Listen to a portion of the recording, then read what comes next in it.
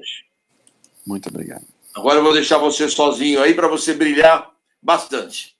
Obrigado, muito obrigado pela companhia de vocês. Eu não estou vendo ninguém aqui, estou falando só para minha cunhada e para minha esposa que estão aqui na minha frente, mas o Clóvis falou que tem bastante gente aí, então, muito obrigado pela companhia, pelo prestígio.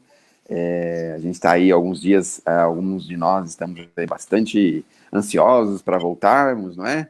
E o Clóvis me pediu para falar um pouquinho sobre o Chico. Eu tenho procurado fazer, assim, as palestras que me pedem de forma eletrônica, da forma mais espontânea possível. Tenho percebido alguns colegas, alguns expositores, que diante da câmara expositiva, da câmara eletrônica, do equipamento eletrônico, eles fazem uma transformação. Então, falam de uma forma um pouco diferente, um pouco piegas às vezes, mas vou procurar manter o máximo possível da espontaneidade, porque nós precisamos ter, além de momentos agradáveis, precisamos ter também de entendimentos, de conhecimentos, mas também momentos agradáveis, tá certo? Então é isso. Muito obrigado por estarem aqui comigo. Bom, aliás, eu ia dizer uma coisa que eu sempre falo. O Clóvis perguntou para muita gente, viu, para vir fazer essa live hoje, mas a maioria não aceitou. Então, ele falou, Sérgio, não tem mais ninguém, tem que ser você mesmo. Paciência, né? Então, sou eu que estou aí, tá bom? Muito bem. Olha, falar do Chico é uma alegria, é um prazer. Eu, graças a Deus, tive a oportunidade de estar com o Chico algumas vezes. Almocei na casa dele, conversei pessoalmente com ele, estive com ele em alguns momentos. Foi muito, muito, muito, muito forte os momentos que tivemos. O Chico tinha mediunidades impressionantes que as pessoas não conseguem nem auferir o tipo de mediunidade que o Chico tinha. Vou dar um exemplo para vocês. A gente às vezes ia para Uberaba e no caminho a gente comentava algum assunto para conversar com ele ou alguma coisa assim. E quando chegava lá, ele falava assim, bom, vocês falaram desse assunto aqui, então tá resolvido, viu? Pode fazer assim, assim, assim, assim, assado. Sem a gente sequer ter tocado no assunto. Veja que impressionante que era, né? A mediunidade dele. Então, eu fico pensando que algumas pessoas, elas também tinham a ideia, né, de falar mal do Chico, né? E essas pessoas provavelmente se dão muito mal, porque ele sabia o que a pessoa até pensava. Veja só que ponto que chegamos, né? Que mediunidade fantástica que o Chico tinha. Bom, mas o Chico não se limitou apenas à mediunidade, tinha um trabalho social maravilhoso, é um exemplo para todos nós. Ele tem até hoje, não é? Lá em Uberaba tem lá ainda a Sombra do Abacateiro, que oferece recursos para as pessoas carentes, tem lá um galpãozinho onde serve também um pouco de alimentação para os mais necessitados, tem lá os enxovais, e o Chico deixou esse exemplo também, que nós não podemos nos limitar ao trabalho espiritual, nós temos que também arregaçar um pouco as mangas para o trabalho material, para o alívio, o consolo das pessoas de forma material. Então, esse é um convite que o Chico sempre faz. E aí, na casa, no plano maior, a gente vê sempre ali um convitinho para colaborar com algum alimento, com a composição de alguma cesta de alimentos. E isso é de tamanha importância, de suma importância. E a gente vê o empenho que a casa precisa ter. Bom, mas a doutrina liberta e o Chico, para nós, é um libertador, vamos dizer assim, não é? Ele tem exemplos muito lindos e nós vamos entender que, na verdade, são coisas assim, até fantásticas, por assim dizer. Eu lembro de um caso, de uma vez que o Chico tinha curiosidade de saber como é que funcionava a mediunidade, olha só. E aí ele ficava insistindo, perguntando para o Emmanuel, aquela coisa toda, mediunidade, mediunidade, mediunidade. Só que aí aconteceu o seguinte, o Emmanuel falou assim, qualquer hora eu te mostro o que é a mediunidade. Bom, aí eu sei que o Chico um dia foi retirado do corpo físico através do sono físico. Todo mundo sabe que a gente sai do corpo físico no sono físico, não sabe? Todo mundo sabe, né? Graças a Deus que a gente sabe. Sim. Aliás, olha, Clóvis, eu fico pensando, o pessoal tem tanto medo, mas a gente morre todo dia. É um treino para a morte o sono físico, né? Quantos de nós não acordamos no dia seguinte impressionados com as coisas que fizemos à noite, o que lembramos, o que vimos, o que aconteceu, não é mesmo? Então eu falo isso sempre. Então, a gente percebe claramente que a vida é uma coisa assim, é uma continuação, não tem término, não tem interregno, né? As pessoas têm esse medo. Mas eu acho que eu sei por que tem esse medo, porque, na verdade, como todos nós, mas perguntaram para o Chico assim, escuta, Chico, de onde vieram nossas crianças? Ele falou, nossas crianças, meu irmão, as nossas crianças vieram do umbral. No quê? Do umbral? Meu Deus do céu! Ah, tá. E a gente? Veio da onde? Ah, a gente também veio do umbral. Então eu tenho a sensação que esse medo ferrenho que nós temos da vida, do corpo físico, de encerrar a carreira aqui no corpo físico, é porque a gente está pensando assim, puxa vida, eu vou ter que voltar para minha casa, né? É a mesma coisa, vamos colocar assim de uma forma figurada, pode ser até um pouco de humor negro, né? Mas a gente mora numa comunidade e a gente tem uma oportunidade de ganhar uma viagem, um passeio, vai para um hotel, aí um hotel relativamente luxuoso, não tão luxuoso, mas relativamente organizado, limpo, com banheiro decente, com banho decente, com comida decente. E a gente fica lá um tempo, aí daqui a pouco fala, ó, agora acabou a sua estadia, tem que voltar para tua casa, vai voltar para a comunidade, tudo precário, tudo caindo aos pedaços, tudo caindo em cima da gente. Então eu tenho a impressão que o medo que nós temos um pouquinho no umbral é isso, é que a gente vai voltar para as nossas origens, o medo da morte, né? Mas aí, tô vendo que vocês estão torcendo para mim se perder o fio da meada, mas caíram do cavalo, que eu tô lembrando direitinho, tá? É o seguinte, o Chico foi conhecer o que era a mediunidade. Sabe o que o Emmanuel fez? O Emmanuel pregou uma peça nele. O Emmanuel colocou ele diante de uma laranjeira, uma árvore de laranja, uma fábrica de laranja natural, uma laranjeira. E aí começou a abrir a mediunidade dele, ele começou a ver a seiva, o sumo, começou a ver o movimento dentro do tronco, começou a perceber que existiam ali centenas de trocas químicas, centenas de coisas que estavam acontecendo, desce, sobe, sobe, desce, sobe, a fotossíntese acontecendo, o fruto mais ou menos ali recebendo subsídios, recursos da árvore. Aí ele foi ficando tão apavorado, falou, por favor, irmão, eu queria voltar para casa, eu queria voltar, fiquei, não consigo entender isso, eu não consigo. Aí o Emmanuel trouxe ele para casa porque ele queria ficar em casa, sentar na mesinha dele e tomar o cafezinho dele, porque isso já estava bom, já estava suficiente. Então o Emmanuel colocou para ele, você viu, Chico, se a gente não consegue entender o funcionamento de uma árvore, como é que nós vamos entender o funcionamento de uma mediunidade? É uma coisa muito mais complexa, não é? E aí ele se contentou com isso e seguiu em frente, foi adiante. O Chico respondeu processos judiciais.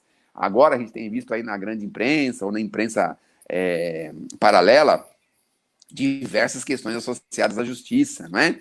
Então o Chico foi chamado à justiça porque disseram lá que ele estava plagiando os direitos autorais de um escritor aí que tinha uma cadeira na Academia Brasileira de Letras, e ele recebeu um processo, ficou muito aborrecido. O próprio companheiro espiritual também ficou aborrecido, porque a família estava querendo que o tribunal declarasse que aqueles escritos era do espírito do escritor, né?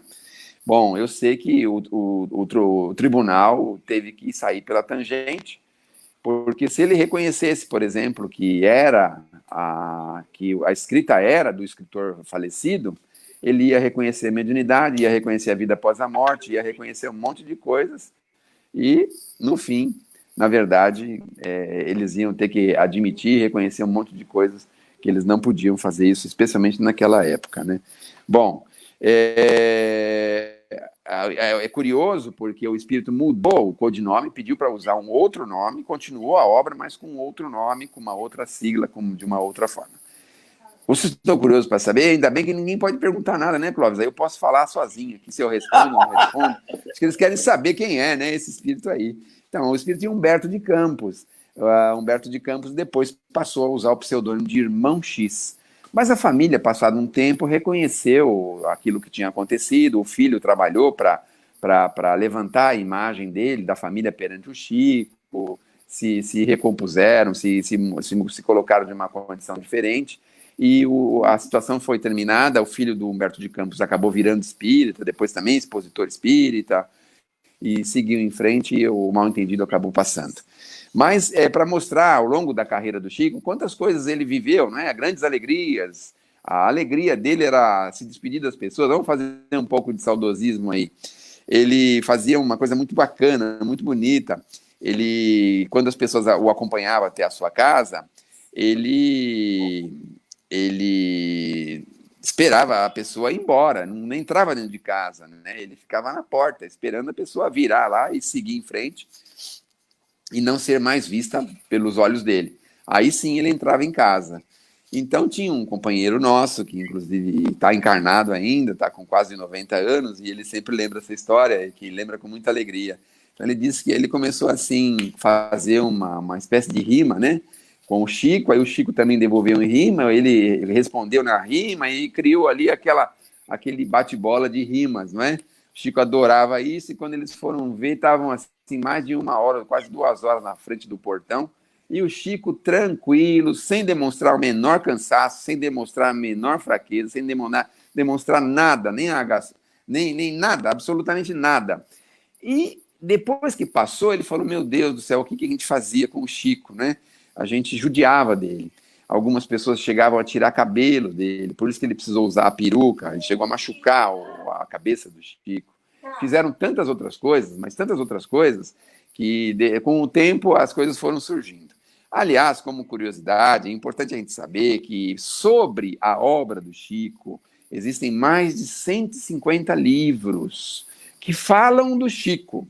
Porque a experiência com o Chico é tão marcante, mas tão marcante, que as pessoas não esqueciam. E algumas grafaram em livros. Veja só que coisa interessante.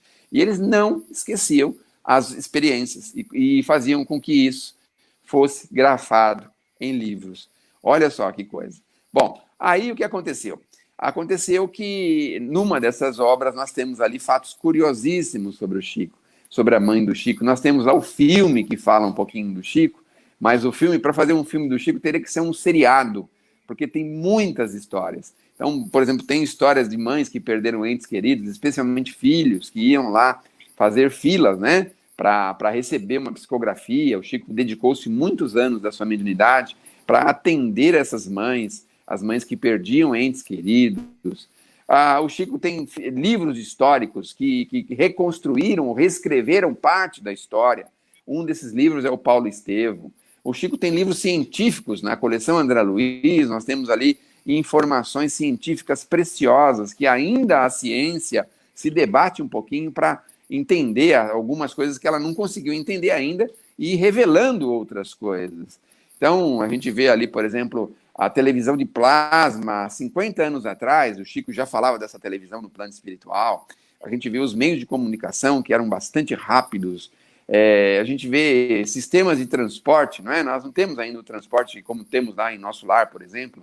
Agora que nós estamos chegando no automóvel elétrico, o Chico falou, por exemplo, de vidas em outros planetas. É um negócio assim, a gente não consegue alcançar a sutileza dessa mediunidade, mas desse conhecimento, porque o médium, para poder dar alguma mensagem, tem que conhecer, tem que saber. E às vezes ele sabe, mas não é de agora, ele sabe já de um passado bastante remoto.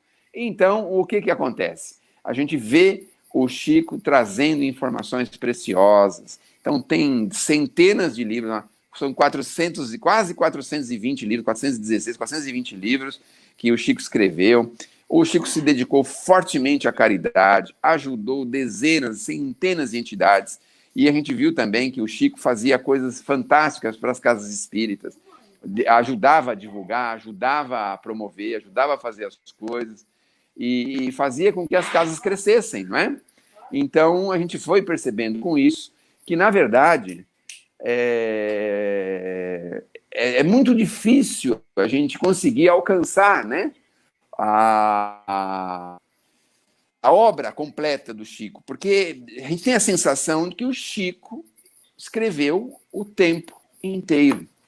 Então, a gente vê ali coisas lindas, por exemplo, uma experiência que o Chico passou muita dificuldade, foi uma experiência em que ele foi fazer um passeio numa praia, se não me engano, do Rio de Janeiro, numa cidade do Rio de Janeiro, e aí ele se permitiu até levantar um pouquinho a barra da calça, pisar na água do mar, ficar ali em momentos de muita alegria, mas passado algum momento, o tempo fechou e tinha ido ali uma espécie de uma ilha, tinha ido com um barco, aí o barqueiro começou a se aproximar, mas não conseguia se aproximar porque tinha uma tempestade, uma ventania muito grande.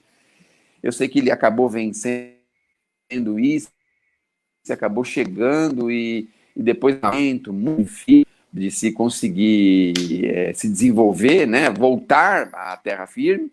E o Chico, então, pede, sob a orientação de Emmanuel, que eles ficassem em profunda prece, sentados ali, os três, entre dois amigos, um deles é o Arnaldo Rocha, sentados ali em prece, porque eles iam passar assim, momentos bastante turbulentos. Então, o Chico conta isso, quando chega em terra firme, ele explica o que tinha acontecido. Era uma região que havia tido muitos naufrágios, e existiam ali muitos espíritos que estavam querendo subir o barco para se salvar, né? Eles não tinham a noção de que já tinham morrido, já tinham desencarnado. Então, eles queriam subir no barco. E, em contrapartida, tinham outros espíritos que queriam afundar o barco, queriam fazer com que o barqueiro se perdesse ou criasse algum embaraço, alguma coisa para o barco afundar também. Então, isso é só um pequeno exemplo para mostrar que o Chico tinha, muitas vezes, problemas, né, dificuldades, e as pessoas achavam que porque tinha mediunidade. Outro erro que a gente tem do Chico é assim: as pessoas ouvem falar do Chico, têm a sensação que ele nunca teve nenhum problema de saúde, sempre teve a vida tranquila, mas o Chico passou por diversas cirurgias, por diversas operações, por diversas recuperações, perdeu uma das vistas, ou seja, ele teve uma vida não muito fácil, né? Não diria nada fácil, não, uma vida difícil, vamos dizer assim, uma vida complicada, uma vida que vivida de uma forma intensa, mas uma vida difícil. Então, as pessoas ficam pensando que a mediunidade é um sacerdócio assim tranquilo, que a pessoa pode eventualmente se ter privilégios com a mediunidade, né? As pessoas olham os médios como pessoas privilegiadas, né? Que têm condições, têm recursos, têm possibilidades, têm isso, tem aquilo. Mas, na verdade, a mediunidade é um sacerdócio, é uma coisa complicada, é uma coisa difícil. Bom, mas tem histórias engraçadas do Chico. O mundo já deve ter visto em algum lugar a história que o Chico ficou lá gritando, recebeu um aviso do Emmanuel que ele devia morrer com dignidade, né? Morre com dignidade. Você vai morrer? Então morre com dignidade, né? Essa é uma história engraçada que ele mesmo contava. Ele conta a história do pai que vendia bilhetes e o pai prometeu que quando ele desencarnasse, ele ia mostrar o número da roda lá para o Chico ganhar um bilhete da loteria para sair da dificuldade. Essas histórias muito, muito curiosas, muito engraçadas que a gente vê sobre o Chico. Existe um livro muito famoso e muito gostosinho de ler, simples, rápido, fácil, que mostra um pouco do Chico. São lindos casos de Chico Xavier. Tem aí para, se quiser puxar na internet, se quiser comprar, quiser imprimir, podemos fazer isso aí também. Então, tem histórias muito interessantes. Por exemplo, numa ida ao trabalho, as pessoas perguntam: a profissão do Chico, né? O Chico foi escriturário, mas o Chico mal terminou o quarto ano primário. Aliás, na escola também teve lá algo bastante curioso, porque ele um dia lá foi pedido uma redação, ia ter um prêmio para essa redação, e aí o Chico, criança, de repente ele viu uma pessoa entrar na sala de aula e ia até ele ficou constrangido, e aí a pessoa pediu para escrever, ele escreveu e apresentou uma redação, e acabou ganhando alguma coisa com aquela redação, ganhou o prêmio, ganhou o primeiro lugar, alguma coisa assim. E os pais dos alunos, né, que eram senhores mais em condições melhores, o Chico era muito pobre, tudo, foram lá reclamar com a professora no Dia Civil, aquela coisa toda, fizeram um escândalo lascado, até que a professora foi convencida de que ele tinha tirado aquilo de algum lugar, de alguma revista, de alguma coisa, que ele tinha copiado aquilo, né?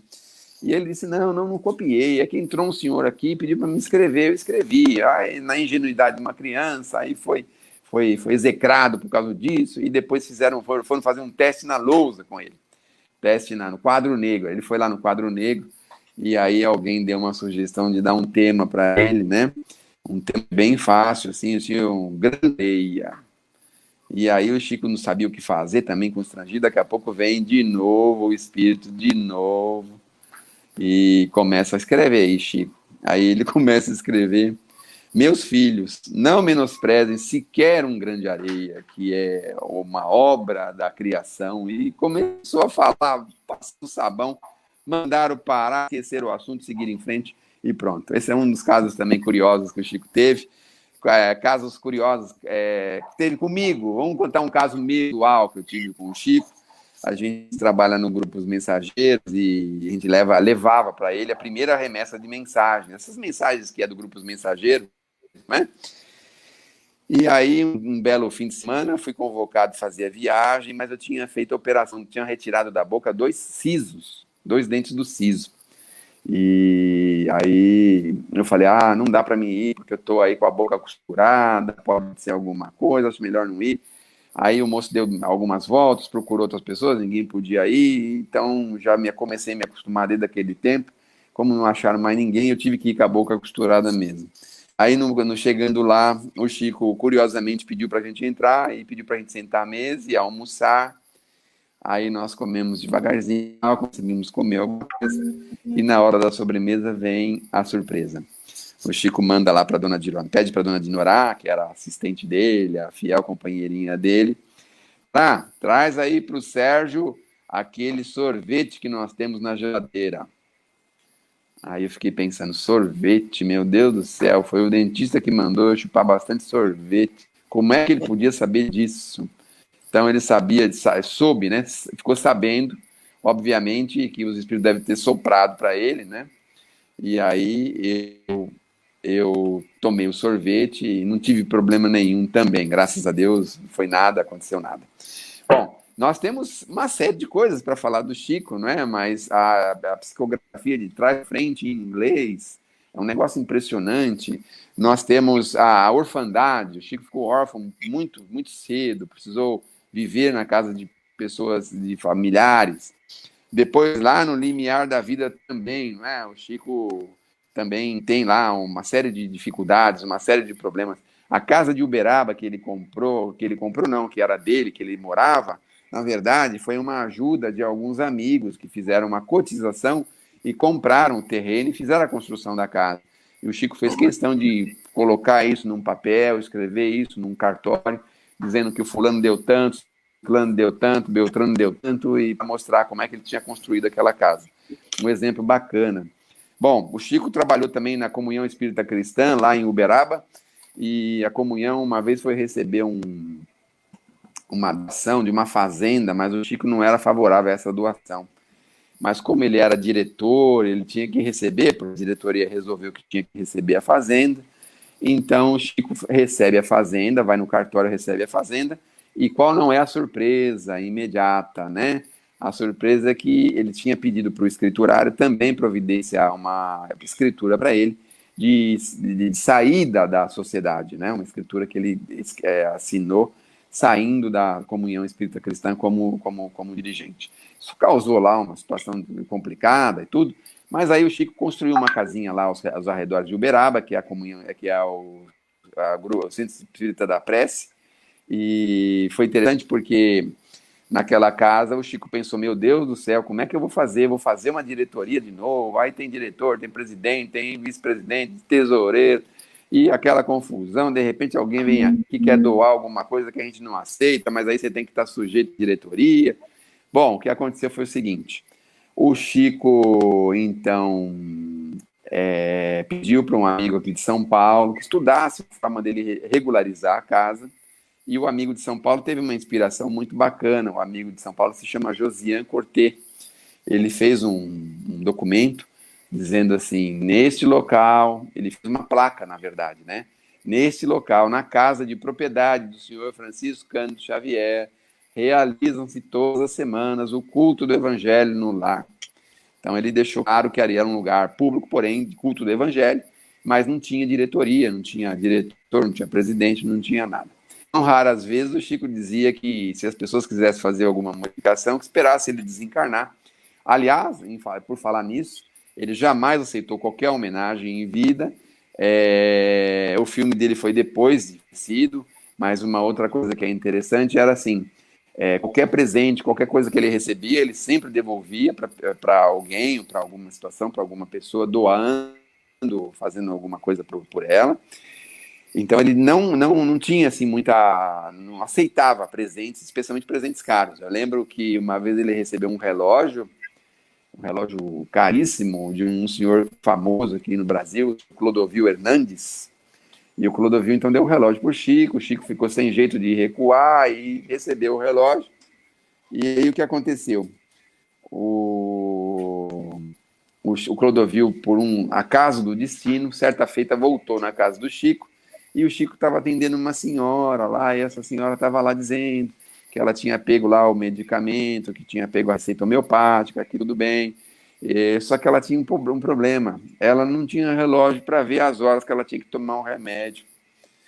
Aí o Chico vai na caixinha lá dele, pega aquele famigerado relógio e dá para a pessoa o relógio. O Clodovil, quando viu aquilo, deve ter ficado espantadíssimo, porque deu uma não é só para de 8 em 8 horas, de 6 em 6 horas, a hora de tomar um remédio.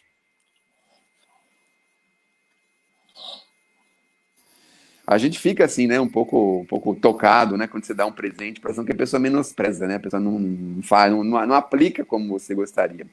Mas é uma espécie de treinamento de humildade.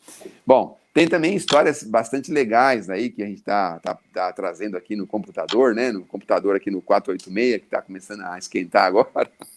Então tem histórias muito legais. Que mostram, por exemplo, o Chico criança, trabalhava com a madrasta e tinha uma pequena horta. E essa horta recebia frequentemente uns furtos lá de um vizinho. O Chico sabia quem era, mas era criança. Então, um dia ele foi reclamar com a madrasta dele, que era uma verdadeira mãe, né, Dona Cidália, e falou: Dona Cidália, olha, eles estão pegando a nossa verdura que a gente vende para fazer um dinheirinho, para comprar alguma coisa. O que a gente vai fazer? Vai denunciar? Vai brigar? Vai fazer? Vai acontecer? Aí o que acontece? O Chico recebe uma informação, uma orientação da Dona Cidália. A orientação é a seguinte: Chico, vamos lá. Pegou o Chico, foi até lá e falou assim, chamou a pessoa, falou: olha, eu e o Chico toda hora temos que deixar a horta aqui vazia, a gente está tendo problema, alguém está retirando coisas da gente, e a gente queria saber se o senhor não podia nos ajudar cuidando da horta. O Chico ficou assim, boca aberta, né? Porque ela ofereceu para cuidar da horta justamente aquela pessoa que estava tirando alguns alfaces, algumas verduras lá da horta deles. Mas foi um ensinamento, né? Porque a partir dali, então, ele não podia tirar mais, porque todos saberiam que foi ele, já que era ele que estava tomando conta, né? Bom, então tem aí coisas bacanas sobre o Chico, tem coisas muito legais, e eu sugiro a vocês, não fiquem só nas adjacências, nas periferias do entendimento, do conhecimento desse homem fantástico, extraordinário, que a Terra conheceu, que o Brasil conheceu, tanto amor, oferecia tanto amor para as pessoas. Pelo menos encontre uma obra do seu agrado, né? Essa Lindos Casos Chico Xavier é um exemplo. Eu até tenho ela aqui, eu tenho mais ou menos umas 100 obras do Chico aqui comigo, que falam sobre o Chico, né? Vejam, conheçam essa obra para vocês conhecerem o Chico, um pouquinho das particularidades do Chico. Bom, nós temos poucos minutos, mas eu ia pedir para o Clóvis só para contar a última história, que é o seguinte. Nessa comunhão espírita cristã, era um terreno que eles iam construir uma casa grande lá. Quando acabar o tempo aí, você corta o microfone, tá bom? Não tá todo mundo em casa. Todo mundo então, em casa. Chico tinha... Ninguém tem pressa para nada. Fala tranquilo. Tá bom? Então, nesse terreno, o Chico... o pessoal ia construir lá, se eu não me engano, uma casa ou alguma coisa. E aí, o que acontece? O terreno tinha um formigueiro muito grande, um formigueiro enorme. E o pessoal ali, um dia, fizeram uma reunião para estudar como é que tirar aquele formigueiro. E tinha a sugestão da água quente, enxofre, sei lá. Queriam matar aquele mundo de formiga lá, não é? Mas aí o que aconteceu? Aconteceu o seguinte, o Chico falou: não, dá um tempinho, vamos ver, eu acho que é capaz delas saírem sozinhas, espera um pouquinho, vamos dar um jeito. Aí o Chico sei que foi lá e conversou com as formigas, falou: gente, seguinte, a gente vai precisar fazer uma obra aqui, o formigueiro está atrapalhando, o povo está todo aí pensando numa forma de dizimar a sua espécie aqui, matando todo mundo, acabar com o formigueiro. E eu vim aqui para alertar vocês, se vocês forem prudentes, tiverem bastante entendimento e um pouco de caridade, que vocês possam sair desse formigueiro, formar outro formigueiro em outro lugar, né? Porque aqui nós vamos precisar dessa área e nós precisamos que vocês saiam, né? Bom, as más línguas, ou as boas línguas, dizem que tempos depois, horas depois, um dia ou dois depois, viu assim aquela fila de formiga, uma atrás da outra, né? assim, numa fila enorme, saindo do lugar.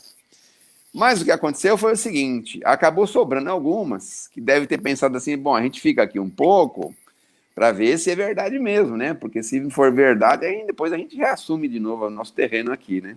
Só que aí os amigos do Chico lá acabaram cumprindo a promessa e aplicaram no formigueiro a água quente, formicida, tudo que precisava. Aí falaram, pô, Chico, mas e essas aí? O que aconteceu? Não. Essas aí eram revolucionárias. Então, elas perderam a vida porque eram rebeldes revolucionárias, né? Então, mas é isso. O Chico tem coisas lindas, mais uma vez dizendo, coisas muito bacanas. O Chico tinha um respeito muito grande, tanto pelos espíritos, a figura do Senhor Jesus, sempre com essa palavra, Senhor Jesus, nosso Senhor Jesus Cristo, sempre de uma forma muito respeitosa. Todas as pessoas que iam até ele sempre saíam com algum benefício, seja um benefício espiritual. A gente sentia assim, uma emoção muito grande estar pertinho dele, estar ao seu lado. Dizia a NASA, certa feita, quando teve um modismo de medirem a áurea, né, a tal da foto Kirlian, é uma foto que surgiu, parece que é uma cientista lá russa que surgiu com essa ideia aí, né, da foto Kirlian, que mostrava o quanto a pessoa irradiava dela, o perispírito, não é quanto que ele irradiava.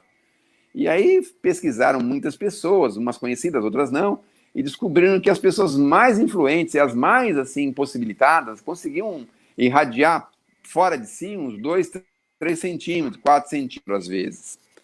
Mas quando eles foram fazer a radiografia espiritual, perispirítica do Chico, através de sistemas específicos, lá não sei qual que era, eles descobriram que o Chico irradiava mais de 10 metros de profundidade, de alcance. Então, a 10 metros de alcance, as pessoas já sentiam a presença dele, porque ele já irradiava mais de 10 metros de alcance. Era uma coisa assim que, na época, ninguém tinha a menor noção do que seria isso, o que é isso, como que isso acontecia, né? Deixou a ciência bastante atrapalhada e confusa quanto a esse assunto. O Chico veio para continuar a obra de Kardec, deixou aí mais de 400 obras. Já falei que tem as obras científicas, as filosóficas, as religiosas, e a gente vai percebendo aí que a complementação do Chico foi a contento, ele veio para realizar esta obra. O Chico começou a lidar um pouquinho com um pouco de efeitos físicos, mas logo isso foi interrompido, o Emmanuel não deixou prosseguir, o Emmanuel jogou uma responsabilidade em cima das pessoas que estavam ali com essa ideia e disse, não, as obras, o trabalho do Chico encerrou a nível material, né, a nível de materialização, essas coisas, encerrou-se agora, e porque o trabalho dele é com o livro, então o Chico continuou se dedicando ao livro. Depois que ele foi na televisão, fez lá o Pinga Fogo, a explosão do conhecimento sobre o Chico aconteceu no Brasil, e aí ele começou a receber centenas e centenas de pessoas todas as semanas lá na comunhão, no Grupo Espírita da Prece lá. E lá ele começou a perceber que as pessoas tinham carência muito grande e se sentiam muito, muito, muito entristecidas com os espíritos, né, com os entes queridos que haviam desencarnado, alguns há pouco tempo. Temos até um programa que se chama Mensageiros no Ar, que ele passa na rádio aberta, mas também tem na internet, e tem também nos grupos de WhatsApp, que é direto ao ponto, e esse que é Mensageiros no Ar. Esse Mensageiros no Ar faz uma releitura de algumas mensagens que o Chico recebia. São coisas assim impressionantes, maravilhosas, a respeito da mediunidade do Chico. Então, vou dar um exemplo para vocês de informações que vêm nessas mensagens. Por exemplo, pessoas receberam socorros ortopédicos. Por exemplo, José Carlos Patti, ele teve um acidente na Serra, se eu não me engano, aqui na Serra, ou da Cantareira, na Serra do Mar, se eu não me engano, e ele não conseguia perceber que ele tinha desencarnado, e aí ele recebeu um socorro ortopédico. Então, vejam, foi socorrido de forma ortopédica, já no mundo espiritual. Outra senhora que teve também um acidente automobilístico, que estava com gravidez bem avançada, disse para a mãe uma mensagem plano espiritual, tinham feito o parto da criança. Então são coisas, né? Outra coisa interessante também de uma criança que morreu com leucemia, ela estava dizendo que no mundo espiritual fizeram um tratamento no sangue dela e ela recebeu uma quantidade de sangue, inclusive de outras pessoas, uma transfusão de sangue para equilibrar o problema que ela tinha materialmente aqui na Terra. Pessoas que tinham problema com o tabagismo, né?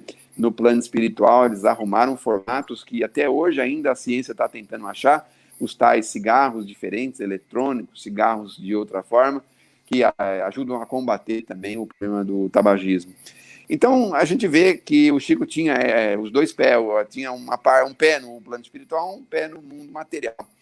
E no mundo material, então, ele tinha um amor imenso com as pessoas, falava de Jesus assim de uma forma impressionante, conviveu com mais de 10 mil espíritos ao longo da sua vida, psicografou mais de 100 obras, e hoje é esse fenômeno, não é, que a gente conhece.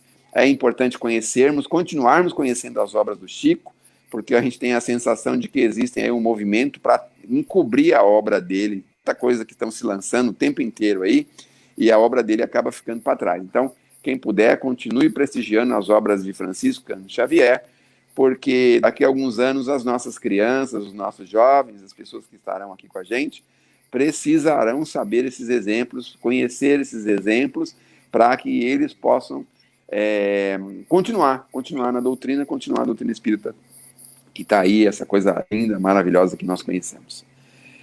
Então, Clóvis, você vai falar quando eu tenho que parar ou vamos até meia-noite hoje? Não, já podemos, a hora que você acabar aí o assunto, podemos parar, que nós temos que fazer as vibrações ainda e a prece de encerramento. Então, vamos gastar mais uns 15 minutos aí.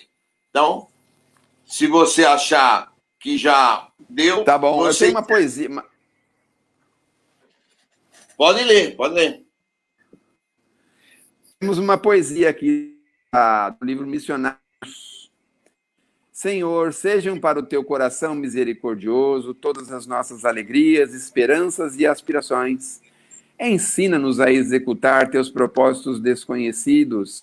Abre-nos as portas de ouro das oportunidades do serviço e ajuda-nos a cumprir a tua vontade.